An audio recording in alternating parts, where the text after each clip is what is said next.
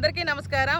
ఇప్పుడు మన వీడియో అయితే కొత్తాశ్రం కట్టేకి ఒక సంవత్సరం కిందటైతే మన భూమిని అయితే మా చేనులో మా సొంత పొలంలో అయితే అక్కడ ఒక పూజా కార్యక్రమం అయిండేది. మీ ముందుకు తీసుకొచ్చినాము. జేసీబీతో పని చేయించిండేది మీ ముందుకు తీసుకొచ్చినాం కదా. అదైతే మళ్ళీ చెట్లు ఎక్కువ అడవిలాగా ఉందని చాలామంది అభిమానులు కావచ్చు, ఇక్కడ వచ్చి చూసిన లోకల్ వాళ్ళు కావచ్చు, దూరం అవుతుంది ఎక్క ఇబ్బంది అవుతుంది నీకు వద్దంటే నిలిపేసినాము. కానీ ఆ వీడియోలు చూసి మన వంతు సాయం చేయాలని చెప్పి అనంతపురం నుండి ఒక అక్క అయితే వచ్చి మనకు 30,000 సాయం చేసినది. అక్క అప్పుడు చేసినది, ఎందుకంటే కడుతున్నారు కదమ్మా, మా వంతు సాయంగా మీరు కానీ ఉపయోగించుకోండి అని ఒక 30,000 అయితే మనకు క్యాష్ రూపకంగా ఇచ్చినది.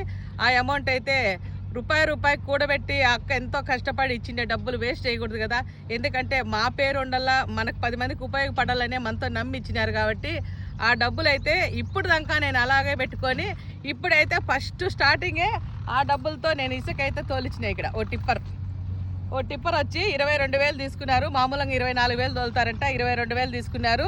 వాళ్ళ డబ్బులు అయితే ఇంకా 8,000 అయితే ఉన్నాయి. అది కానీ ఇక్కడైతే రాయి తోలిచ్చేసినాను. అది కానీ చూపిస్తాను మీకు. అంటే ఇచ్చిన రూపాయి కానీ ఎవరి సొమ్ము కానీ వేస్ట్ కాకూడదు.